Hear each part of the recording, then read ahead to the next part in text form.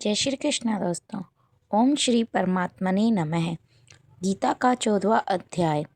उसके उपरांत श्री कृष्ण भगवान बोले, हे अर्जुन, ज्ञानों भी में अति उत्तम परम ज्ञान को मैं फिर भी तेरे लिए कहूँगा कि जिसको जानकर सब मुनिजन इस संसार से मुक्त होकर परम सिद्धि को प्राप्त हो गए हैं। हे अर्जुन, इस ज्ञान को आश्रय करके अर्थात धारण करके मेरे स्वरूप को प्राप्त हुए पुरुष सृष्टि के आदि में पुनः उत्पन्न नहीं होते और प्रलय काल में भी व्याकुल नहीं होते, क्योंकि उनकी दृष्टि में मुझ वासुदेव से भिन्न कोई वस्तु नहीं है ही नहीं। हे अर्जुन, मेरी महत ब्रह्मा रूप प्रकृति अर्थात त्रिगुण में माया संपूर्ण भूतों की योनि अर्थात गर्भाधान का स्थान है, और मैं उस योनि में चेतन रूप बीज को स्थापन करता हूँ। उस जड़ चेतन के संयोग से सब भूतों की उत्पत्ति होती है। हे अर्जुन, नाना प्रकार के सब योनियों में जितनी मूर्तियां अर्थात शरीर उत्पन्न होते हैं, उन सबकी त्रिगुणमयी माया तो गर्भ धारण करने वाली माता है, और मैं बीज को स्थापन करने वाला पिता हूँ। हे अर्जुन, सत्वगुण, रजोगुण, तमोगुण ऐसे ही हैं। प्रकृति से उत्पन्न हुए तीनों गुण इस अविनाशी जीवात्मा को शरीर में बांधते हैं। हे निष्पाप, उन तीन गुणों में प्रकाश करने वाला निर्विकार सत्वगुण तो निर्मल होने के कारण सुख की आसक्ति से और ज्ञान की आसक्ति से अर्थात ज्ञान के अभिमान से बांधता है। हे अर्जुन, राग रूप रजोगुण को कामना और आसक्ति से उत्पन्न हुआ जान, वह इस जीवात्मा को कर्मों की और उनके फल की आसक्ति से बांधता है। और हे अर्जुन, देहाभिमानियों के मोहने वाले तमोगुण को अज्ञान से उत्पन्न हुआ जान, वह इस जीवात्मा को प्रमाद, आलस्य और निद्रा द्वारा बांधता है। क्योंकि हे अर्जुन, सत्वगुण सुख में लगाता है और रजोगुण कर्मों में लगाता है, तथा तमोगुण तो ज्ञान को आच्छादन करके अर्थात ढक के प्रमाद में भी लगाता है।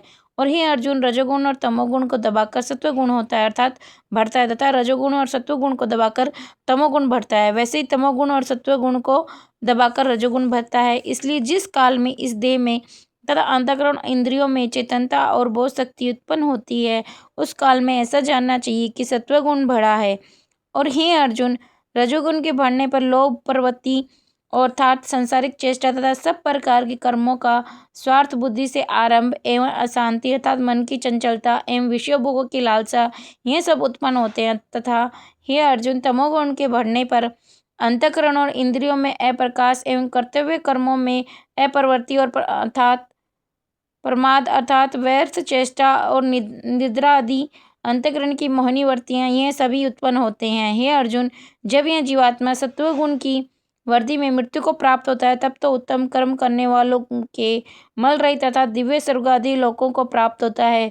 रजोगुण के बढ़ने पर अर्थात जिस काल में रजोगुण बढ़ता है, उस काल में मृत्यु को प्राप्त होकर कर्मों की आसक्ति वाले मनुष्यों में उत्पन्न होता है, तथा तमोगुण के बढ़ने पर मरा हुआ पुरुष, कीट, पशु आदि मूढ़ योनि में उत्पन्न होता है। क्योंकि सात्विक कर्म का तो सात्विक अर्थात सुख, ज्ञान और वैराग्य आदि निर्मल फल कहा है, और राजस कर्म का फल दुख और एवं तामस कर्म का फल अज्ञान कहा है।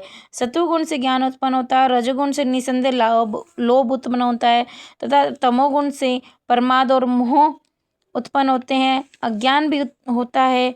इसलिए सत्वगुण में स्थित हुए पुरुष स्वर्ग आदि उच्च लोकों को जाते हैं, और रजोगुण में स्थित राजस पुरुष मध्य में अर्थात मनुष्य लोक में ही रहते हैं। तमोगुण की कार्य रूप निद्रा, प्रमाद, आलस्य आदि में स्थित हुए तामस पुरुष अधोगति को अर्थात कीट, पशु आदि नीच योनि को प्राप्त होते हैं।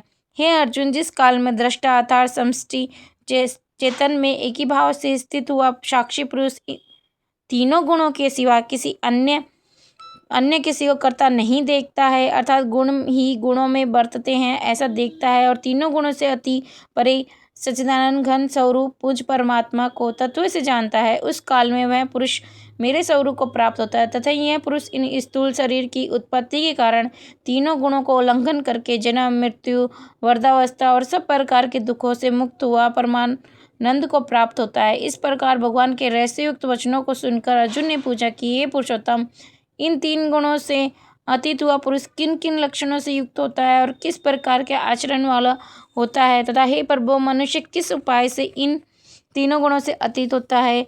इस प्रकार अर्जुन के पूछने पर श्री कृष्ण भगवान बोले, हे अर्जुन, जो पुरुष सत्वगुण के कार्य रूप को प्रकाश को, रजोगुण के कार्य रूप प्रवृत्ति को तथा तमोगुण के कार्य रूप मोह को भी न तो पर्वत होने पर बुरा समझता है, न निवर्त होने पर ही उसकी आकांक्षा करता है, तथा जो साक्षी के सदस्य स्थित हुआ गुणों के द्वारा विचलित नहीं किया जा सकता और गुण ही गुणों में बढ़ते हैं, ऐसा समझता हुआ सोच सच्चिदानंद घन परमात्मा में एक ही भाव से स्थित हो रहता है एवं स्थिति से चलायमान नहीं होता, जो निरंतर आत्मभाव में स्थित हुआ दुख सुख को समान समझने वाला है तथा मिट्टी पत्थर और सुवर्ण में समान भाव वाला और धैर्यवान है तथा जो प्रिय और अप्रिय को बराबर समझता है और अपनी निंदा स्तुति में भी समान भाव वाला है तथा जो मान और अपमान में भी सम है एवं मित्र एवं वैरी के पक्ष में भी सम है, वह संपूर्ण आरंभों के कर्तापन के अभिमान से रहित हुआ पुरुष गुणातीत कहा जाता है। और जो पुरुष अव्यभिचारी भक्ति रूप योग के द्वारा मेरे को निरंतर बसता है, वह इन 3 गुणों को